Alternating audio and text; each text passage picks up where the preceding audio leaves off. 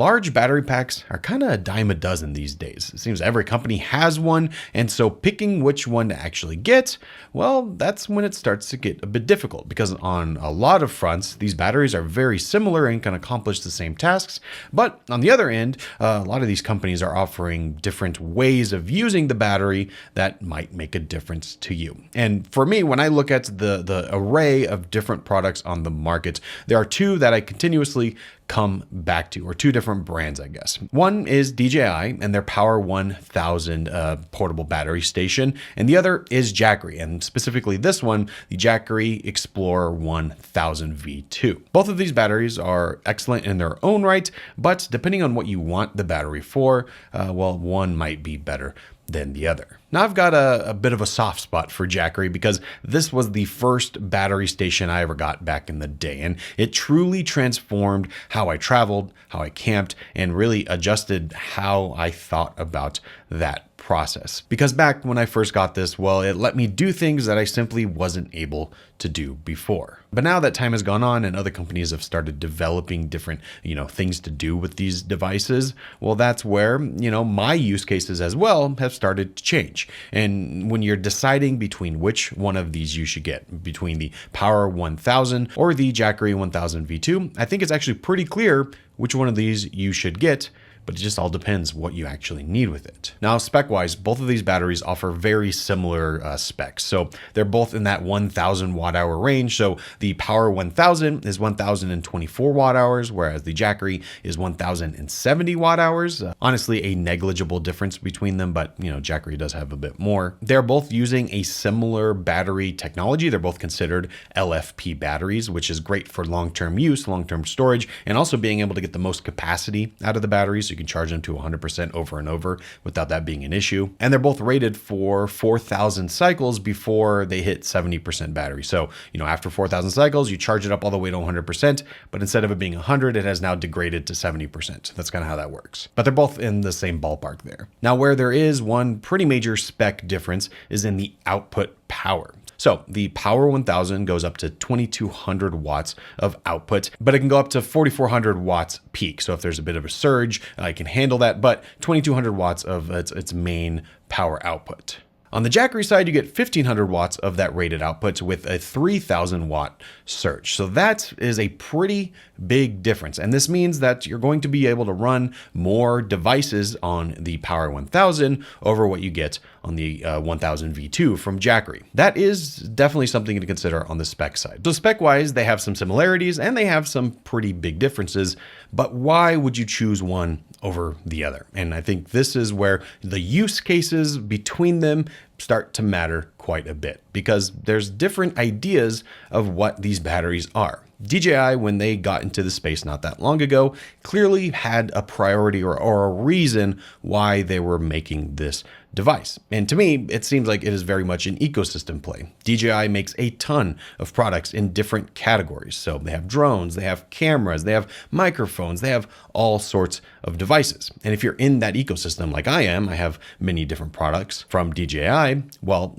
makes sense that maybe I would want to use their battery as well, because it will play better together. Whereas Jackery, on the other hand, is just making a solid battery that you can kind of use for whatever you would like. But that means I don't get some of the benefits that I could have if I went with DJI and used that ecosystem. And I think the easiest place to see this difference and kind of, break this down is with the port selection. So if you look at what DJI has to offer here, you get 2 AC power ports, you get 2 USB-C ports at 140 watts each, you get 2 USB-A ports, and you get 2 SD-C ports, one regular and one light. On the Jackery side, you get 3 AC ports, you get 2 USB, one is 30 watt, one is 100 watt, and you get a USB-A port. But what this has that DJI doesn't have is a 12 volt outlet, which is actually something I use a ton. Jackery just gives you all the standard ports that you would expect, so you wouldn't be surprised by, not being able to plug something in or needing some type of adapter.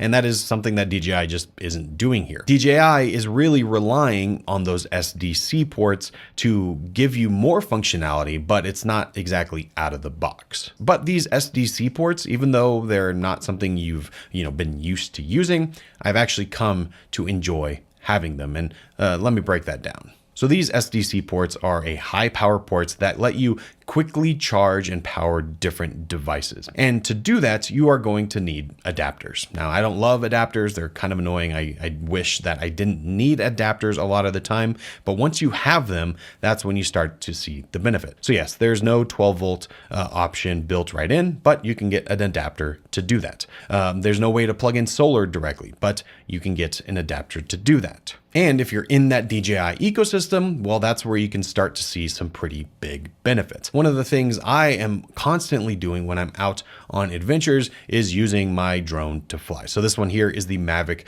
3 Pro Cine, and this is one of my favorite devices I've used in a long time. The quality you can get from this is just excellent, but like with everything else that flies, the battery just never seems to last as long as I want it to, even though it's still pretty great here. But I always wish I had more battery life, but with something like the Power 1000, it's less of a concern because I can quickly recharge it faster than I could if I was using something like the Jackery. Because on Jackery, I would have to plug it in over the AC port, which, works, that's fine. But on here, I can use the SDC port with the adapter that goes to the Mavic 3's battery. And now I am quickly recharging it. So if I just, flew the drone up in the air and I got it to, I don't know, around 10%, which is what they would consider like critical low battery. So I got to land it. If I plug this in over that SDC port, I can charge it up to 95%, which is nearly full, in just 32 minutes. Now that might sound like a lot, but actually it's not. Here's something to consider.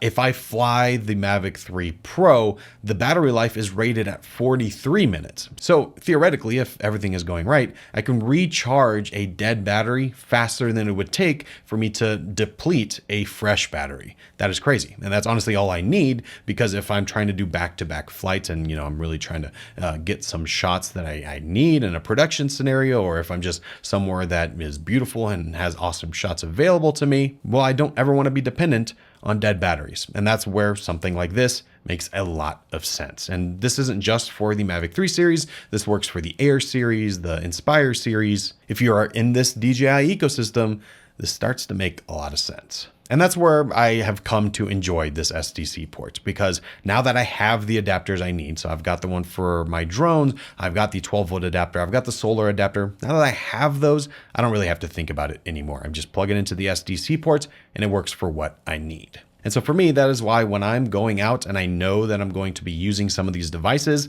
well, DJI's battery is what's going with me. But if I was just looking for power that I could use anywhere for really anything, like let's just say I wanted to throw something in my car that kind of lived there as part of my rig, well, that's where Jackery starts to look a bit more interesting, because the way I would use it and the way I have used it in the past is just as basic power. I need to plug something in over AC, I plug it in. I need a 12 volt port, I plug it in. I need USB, I just plug it in. I don't have to think about any of that. It's almost like an extension cord that doesn't need to be plugged into the wall. And so I think there is a place for both of these devices, but it really just comes down to what you're actually doing with them. And so for me, there are 3 reasons I need a battery like this. It is one for like home use, home storage. If there's a blackout, if there is something around the house where I can't access power, maybe I need to shut it off for whatever reason. I also use these for camping and off-grid use, which comes in handy a ton. You just don't have power when you're out there, so these come in handy. Or I use it for kind of production use. So I make content like this,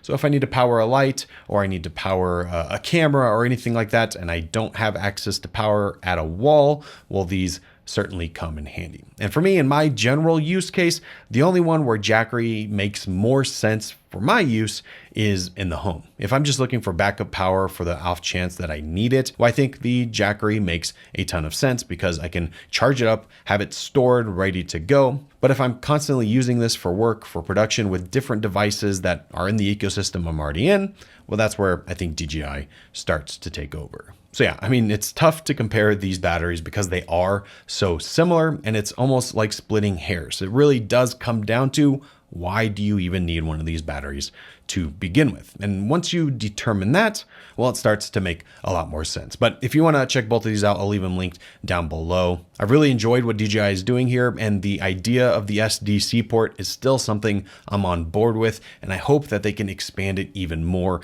as time goes on, because having a port like this that can expand to different areas and different devices, that's pretty exciting, and I'm just hoping it doesn't stop here. But moral of the story here, if you don't have a battery like this, well, I think it's time to get one.